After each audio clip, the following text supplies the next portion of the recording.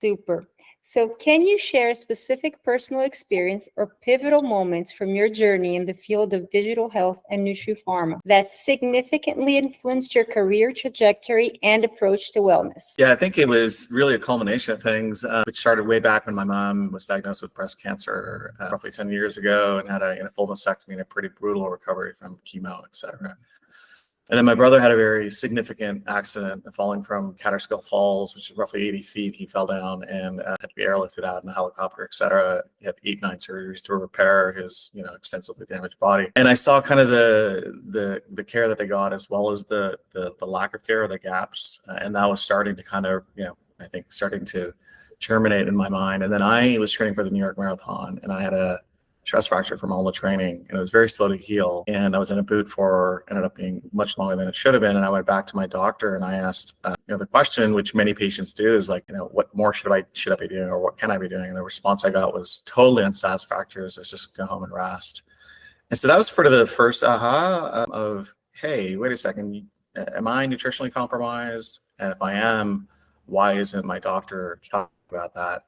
And I started to do research in that topic, nutrition and healing, and realized that there was, there's abundance of information out there that when the body's under trauma, the need state goes up for nutrients.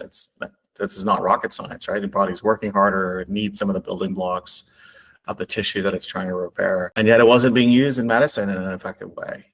And so I realized that there was a significant opportunity for an evidence-based, food as medicine, what we call Nutri-Pharma company that could actually get into conventional medicine, get your mainstream doctors and surgeons saying, hey, here's a body of evidence that nutrition matters, and use that as a real kind of anchor for the firm. And that's where we are today. And then, of course, there's a COVID hangover because now hospitals are now bleeding money and they're trying to get back on track. And guess what? They're not looking at innovation investments during that period.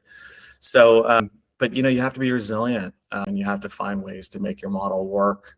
And again, I go back to the purpose and the passion for your mission, because if that's there, you can grind it out. If you have it there, if there's a there, and you really thought well about your thesis, you can grind out the difficult days. And here we are today. We're in dozens of contracts, and deploying. So we've endured the COVID thing. There'll be something else around the corner, but that was certainly a challenge.